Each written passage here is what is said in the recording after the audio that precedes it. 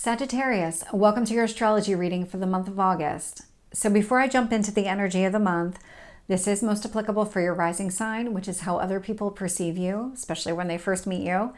It's still applicable for your sun sign, which is how you express yourself, and your moon sign, which is how you process everything internally through that emotional lens. And so jumping into the energy of this month, we have a lot of Leo energy, but we also have Mercury stationing retrograde. And so we're already in the pre-shadow of that. So it started on July 16th, and you're going to see pretty early in the month, it will station retrograde. It'll start in the sign of Virgo, slide back into Leo before it stations direct. And so this is just one more planet to add to the list of those that are already retrograde. So we already have Pluto in Aquarius, Saturn in Pisces, Neptune in Pisces, and Chiron retrograde in Aries. And so this is just another one to add to the list. Even though Chiron's not technically a planet, it's an asteroid, it's still significant here. And it comes up pretty frequently during the month. So jumping right in, on August 4th at 7:13 in the morning Eastern time, we have the new moon in the sign of Leo. When this happens, we have the sun and the moon at the same degree point in the sky. So they're overlapping each other, completely blending their energies here. The sun is how you're expressing yourself. The moon is how you feel about things. And so there's a lot of expressing how you feel. With Leo, these expressions that might be happening, the way that you're communicating, it's very bold, it's very dynamic. It could be very direct, maybe even a little dramatic at times, but Leo energy likes the spotlight. And so there's that kind of feel to this new moon. And where the new moon sits for you is it's sitting in your ninth house. Your ninth house is growth and expansion. So think of long distance travel, any kind of higher education, your personal philosophy, anything here that might change to result in you growing and learning more things. That's what's sitting here. That's where this is impacting you in your chart. And so during this new moon, we'll have the sun and moon will sextile both Mars and Jupiter in the sign of Gemini. And so for you, the sign of Gemini occupies your seventh house, which is your significant other, those one-to-one significant relationships in your life. And so whatever growth and expansion, however you feel about maybe changes that are taking place, conversations that might be happening as they relate to you wanting to grow and expand in some sort of way, it's creating an opportunity here within that significant relationship to maybe grow and expand there. So action's going to be required because it is a sextile. We do have Mars in the mix. This is something where it's not just going to naturally happen. This is something where you would have to take some sort of action, but the opportunity is there. And we'll also have the sun and moon trine the north node in the sign of Aries. Aries for you occupies your fifth house. Fifth house is your passion projects, your hobbies, could be children, could be short-term relationships too, but I don't highlight that one as much. It's kind of the house of fun. So it's all those things that you really enjoy doing when you're not working. And so whatever growth and expansion, however you feel about that, whatever it is that you're trying to accomplish for yourself, it's going to easily blend with whatever action is required of you as it relates to your hobbies, your passions, maybe even children, something along those lines. Because that north node is an eclipse point. This is fated action. So this is something where it's a trine, so it's an easy flow of energy, but this is action that you really, it's fated action. Let's just put it that way. It's fated action. This is something that is meant to happen here. And then on the same day, we'll have Venus enter the sign of Virgo. So that's going to happen at 10:23 p.m. Eastern time. And so Virgo for you occupies your house of career and public reputation. And so when Venus enters into the mix, Venus likes to bring things together. It's all about harmony and balance, and it rules relationships. Virgo energy is a very reflective energy, very analytical, a healing type of energy. And so when Venus enters Virgo, it will conjunct Mercury. So both are in the sign of Virgo. So there might be some healing conversations that take place in your career or public reputation. Something here that is meant to heal, maybe a connection or bring something together, bring some sort of balance into the connection.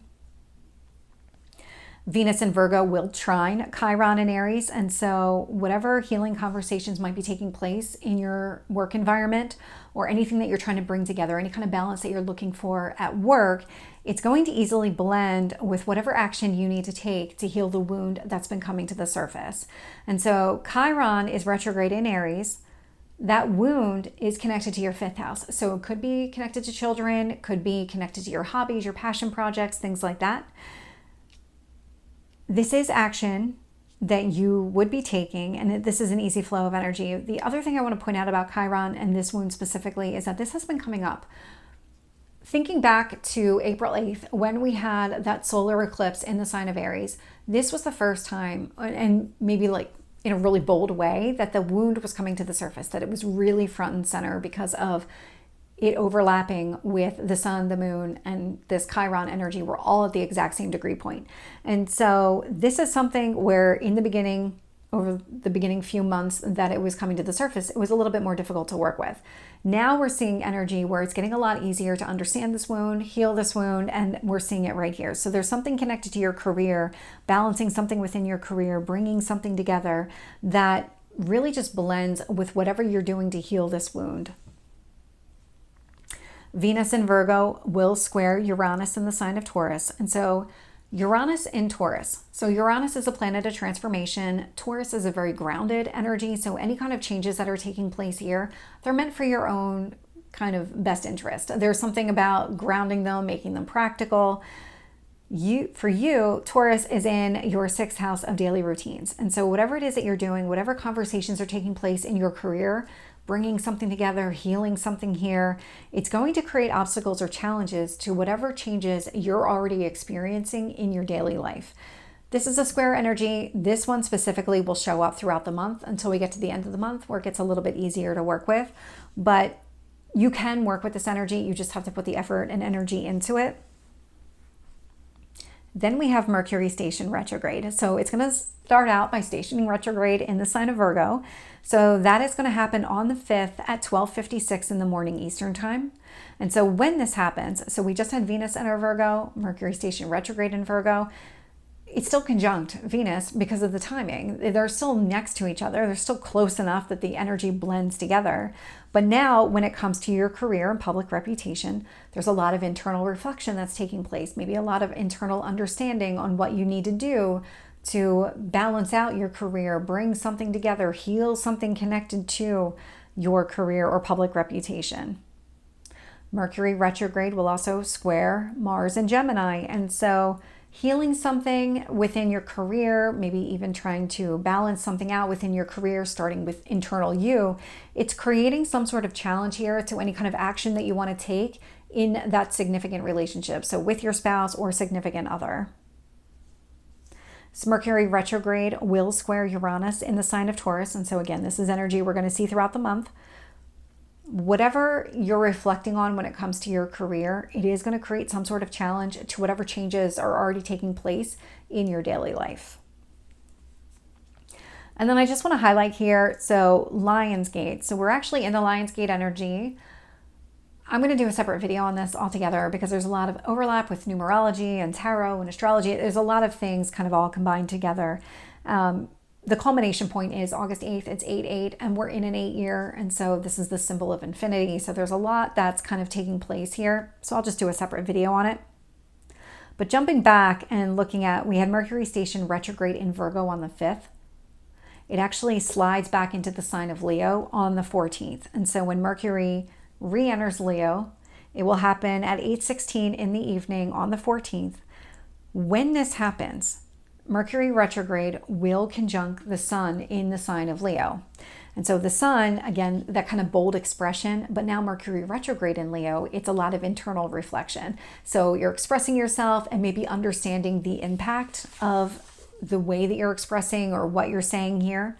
It is all sitting in your 9th house of growth and expansion. And so whatever it is that you're trying to go after, you're understanding how that would impact you from a long-term standpoint. That 9th house energy is that big picture. So what does this mean for you holistically in the long run, all of it?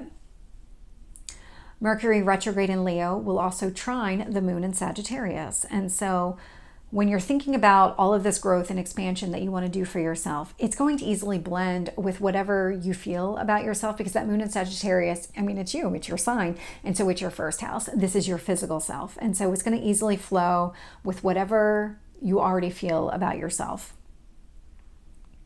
Mercury retrograde in Leo will also trine Chiron in Aries. So whatever growth that you're trying to go after and understanding the impact here, it's going to easily blend with whatever action that you're taking to heal that wound. Maybe it's connected to children, your passions, your hobbies, things like that. Because there could be something here. Maybe you've held yourself back from going after a passion project or a hobby. You just didn't feel like you were good enough. But with all of this Leo energy and all of these planets kind of highlighting your growth potential, this would be, okay, now's the time to go after it. Let me understand the impact of what I'm doing, because now maybe I have the confidence to actually pursue something like this. And it's helping you heal that insecurity connected to going after your passions or something along those lines. Mercury retrograde will also square Uranus in the sign of Taurus. And so really understanding that growth and that growth opportunity, it's creating some sort of challenge to whatever changes are already taking place in your daily life. Again, not new energy with that square to Uranus and Taurus. It just shows up until we get to the end of the month. And then on the 19th at 2:26 in the afternoon Eastern time, we have the full moon in the sign of Aquarius. And so when this happens, you've got the sun in Leo, you've got the moon in Aquarius. They're at opposite points in the sky. The sun in Leo, so this is about you expressing yourself. So Leo is all about the self. Let's focus on me. Aquarius is let's focus on the collective. Let's focus on we. And so there's a lot of me, we kind of energy happening here. And for you, we've got the sun in Leo sitting in that 9th house energy. We've got the moon in Aquarius in your 3rd house. So 3rd house is your communication. Could be short distance travel. 9th house could be long distance travel. You can see where maybe there's some sort of push-pull that's taking place here. Moon in Aquarius, how do you feel about short distance travel? How do you feel about any kind of communication that you have? Because the sun in Leo is also about communication. And so you can kind of see where there's a little bit of just an opposing type of energy. And just like we see with any full moon, we'll have the sun having one conversation with the planets, the moon having different conversations with the planets. And so when this full moon occurs, the sun will conjunct Mercury retrograde in the sign of Leo. And so again, thinking about and expressing your growth opportunities here, easily aligned. I mean, this is a very easygoing energy. We've already been seeing this. But now we've got the moon in Aquarius opposite this Mercury retrograde. And so however you feel about your growth and expansion, it's directly opposite the way that maybe you've communicated things in the past or the way that you typically communicate about things. There might be something different that you're doing here. Your communication style might be very different than what you've done before. And so that moon in Aquarius energy it's just that opposing type of energy. It's that push-pull. You would just have to find the happy medium there. We have the sun in Leo, trine Chiron in Aries. And so the way that you're expressing yourself as it relates to your growth and what growth potential exists, it's going to easily blend with whatever action that you're trying to take to heal that wound that came to the surface as it relates to children or your hobbies, things along those lines. The moon in Aquarius will create an opportunity for you to take additional action to heal that wound. However you feel about the way that you communicate or short distance travel might be part of this mix here, it's giving you some sort of additional opportunity to heal that wound. We'll have the sun in Leo square Uranus in the sign of Taurus, but the moon in Aquarius is going to do the same thing. And so they're actually forming a T-square. Really what the understanding here is that they're both creating challenges to whatever changes are taking place in your daily life. And so the way that you express yourself, that growth that you're going after, how you already feel about everything. And so there is going to be it could be more that you're just not focused on those changes that are happening in your daily life because it seems like you want to take additional changes. You want to kind of seize some additional opportunities here. The moon in Aquarius will trine both Mars and Jupiter in the sign of Gemini. And so how you feel about things, maybe your understanding around all of it, will easily blend with whatever action that you want to take in your significant relationship here. Whatever growth potential exists there, easy flow of energy. And so what you're seeing is anything that you're trying to do and grow and expand yourself, that seems to be very different than anything else that you will already kind of maybe had in the works, any kind of growth or expansion when it comes to your significant relationship. So you can kind of see the me versus we in that way. And then on the 22nd, we'll have the sun enter the sign of Virgo. So that's going to happen at 10:55 in the morning Eastern time. And so when this happens, the sun is still conjunct Mercury, but Mercury retrograde is in the sign of Leo, whereas now the sun has moved on to Virgo. Virgo, very healing energy, very analytical energy, a lot of internal reflection and really understanding of things. It's, again, very analytical. And so with the sun here, this is about maybe expressing some of those thoughts, those innermost thoughts, those deep down feelings that you have, any kind of healing that has been taking place here. And because the sun in the sign of Virgo is sitting in your 10th house, this could be that you're expressing yourself at work, expressing yourself within your career. There's some sort of healing that might be taking place here. And conjunct Mercury retrograde in Leo, you can understand how this is helping you grow, because that is in your 9th house, that growth and expansion. So anything that's happening here from a work standpoint easily blends with whatever growth opportunities exist, how you understand these growth opportunities. Very, very positive from that perspective. And the sun in Virgo will trine Chiron in Aries. And so expressing yourself at work, the way that you're expressing yourself, some sort of bringing things together, healing kind of conversation, easily blends with whatever action that you're taking to heal that wound that has been coming to the surface. So this wound, again, would be maybe connected to your passions, your hobbies, maybe children, things along those lines. And then we'll see the sun in Virgo square Uranus in Taurus. And so just like we've been seeing, all those changes that are taking place in your daily life, however you're expressing yourself at work, maybe through your public reputation, something along those lines, it's creating challenges to whatever changes are already occurring in your daily life. Then we have Mercury station direct. So that's going to happen on the 28th at 5:14 in the afternoon Eastern time. When Mercury stations direct, so it's in the sign of Leo. So again, think of like those bold conversations that are taking place. But now Mercury in Leo, so direct, we're going to be in the post shadow for a while. I didn't write down the exact date for that, but it'll be through sometime early to mid-September. But Mercury in Leo will trine Chiron in Aries. So now when you start having conversations connected to your growth, again, easily aligns and easily blends with whatever action that you're taking to heal that wound. Maybe it's a childhood wound. Maybe it's connected to children in some sort of way, or going after a hobby or a passion project of yours. This Mercury in Leo will also sextile Mars and Jupiter in the sign of Gemini. And so when it comes to any kind of action you want to take as it relates to your significant relationship, growing that relationship here, the way that you're expressing yourself and the growth opportunities, and really just you trying to do something better for yourself, something from a big picture standpoint, this is going to create that opportunity where you can incorporate that into the relationship and kind of grow and expand it.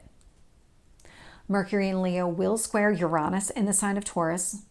So again, those changes that are taking place in your daily life, more difficult to work with because it's a square energy. You can work with it, but just know that this growth that you're going after, it is not aligned with the changes that are taking place in your daily life, but we're about to see some improvement there. And that happens on the next day. So on August 29th at 9:23 in the morning Eastern time, we have Venus enter the sign of Libra.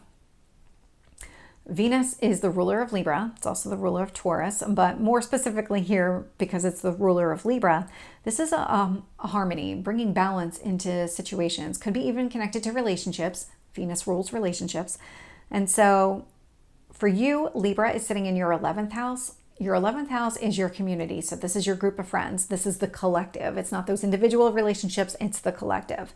And so with Venus and Libra, there might be you bringing things together, maybe bringing your friends together, doing something with those relationships that easily flows with whatever changes are taking place in your daily life, because that trine to Uranus and Taurus is there.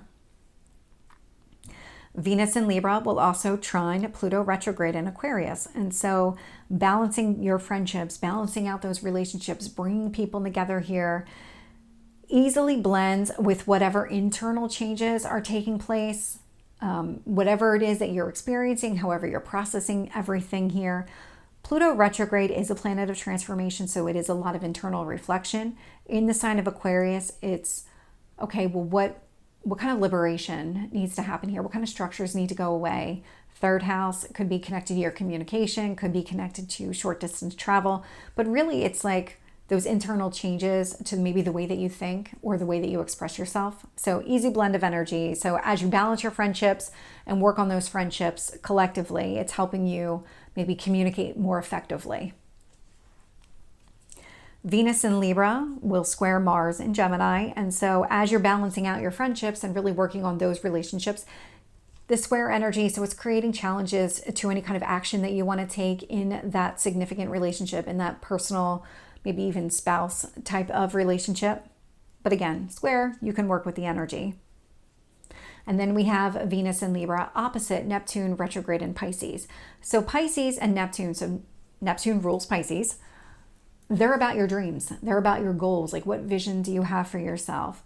When Neptune went retrograde, it was about lifting the veil, seeing the truth of the dreams. Are they practical? Can you make them a reality? Pisces occupies your fourth house. And so when it comes to your dreams, I mean, if you think about what it is that you want from a home environment standpoint, how realistic were those dreams? Are you reevaluating those, reflecting on those in some way? Whatever you're doing with your group of friends, bringing them together, doing something to really balance out those relationships here, it's directly opposite your internal reflection on your ideal home life. That's a lot of words. So it's about, an example would be if you had this dream, like you wanted this dream home, but that dream home meant moving away. That would be opposite you trying to come together with your friends, because that would mean maybe moving out of the same area, putting them at a long distance. Maybe you wouldn't see them as frequently. And so that would be an opposing type of energy that you would need to find some sort of balance with. Or is it something where you just need to keep working and reevaluating your dreams as it relates to your ideal home environment? You can find the push-pull, and you can find that happy medium. It just requires you to work through it.